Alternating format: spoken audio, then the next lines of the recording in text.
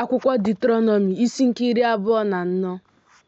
Mgbe nwoke ga-alụrụ nwunye wee bụrụ di ya, ọ ga-erukwa ọ bụrụ na nwaanyị ahụ ahụtaghị amara n'ihu ya, n'ihi na ọ hụwo ihe na-ekwesịghị ekwesị n'ahụ ya, na ọ ga-edere ya akwụkwọ nkewa, wee nye ya n'aka, wee zipụ ya n'ụlọ ya. Ma mgbe o si n'ụlọ ya pụọ, ọ ga-ejekwa bụrụ nwunye nke nwoke ọzọ.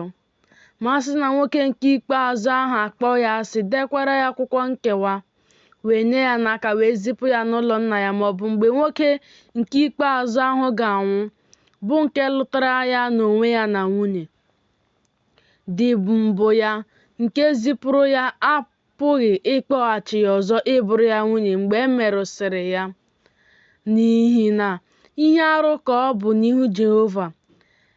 Emeela ka ala ahụ meghee, bụ nke Jehova bụ Chineke gị na-enye gị ịbụ ihe nketa. Mgbe nwoke ga-alụrụ nwunye ọhụrụ, ọ gaghị apụ baa n'ụsụ ndị agha.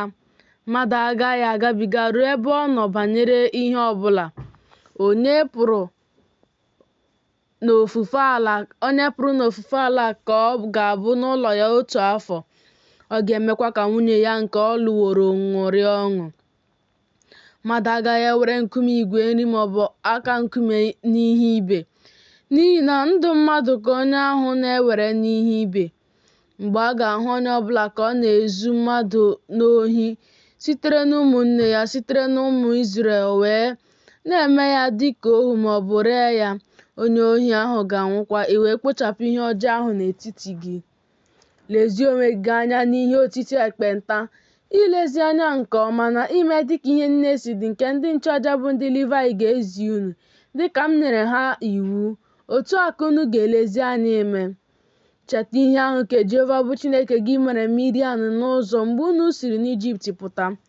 Mgbe ị na-ebinye mmadụ ibe gị ihe mbinye ọbụla, abala n'ụlọ ya iwere ihe ibe ya. N'ezi ka ị ga-eguzo nwoke ahụ onye gị onwe gị na-ebinye ihe ga-ewepụtakwara gị ihe ibe ya n'ezi. Ma ọ bụrụ na onye wedara n'ala ka ọ bụ, ewela ihe ibe ya dị n'ala.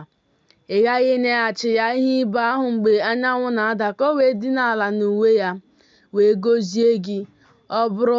O wee bụrụ gị ezi omume n'ihu Jehova bụ Chineke gị.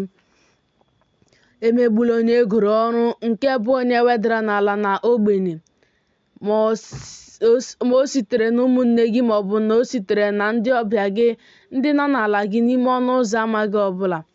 N'ụbọchị ya ka ị ga-enye ya ụgwọ ọrụ ya. Anyanwụ agaghị adakpukwa ya, n'ihi na onye wedara n'ala ka ọ bụ. Nke ahụ ka ya onwe ya na-atụkwasịkwa mkpụrụ obi ya, ka o wee ghara ikpoku Jehova megide gị, o wee bụrụ mmehie n'ime gị.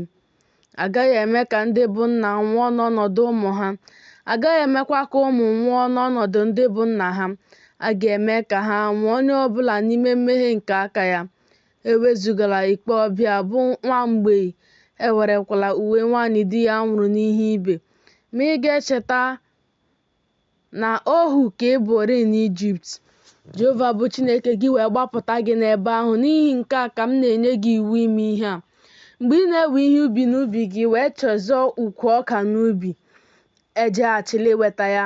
Ọbịa na nwa mgbei na nwaanyị di ya nwụrụ ka ọ ga-adịrị. Ka Jehova bụ Chineke gị wee gọzie gị n'omume aka gị niile. Mgbe ị na-eti isi si mkpụrụ osisi oliv gị, eletala alaka ya ọzọ n'azụ gị. Ọbịa na nwa mgbei na nwaanyị di ya nwụrụ ka ọ ga-adịrị. Mgbe ị na-aghọrọ mkpụrụ ubi vaịnị gị, atụtụkwala mkpụrụ ya fọdụrụ n'azụ gị. Ọbịa na nwa mgbei na nwaanyị di ya nwụrụ ka ọ ga-adịrị. Ị ga-echetakwa na ohu ka ị bụrị n'ala Ijipt. N'ihi nke a ka m na-enye gị iwu ime ihe a.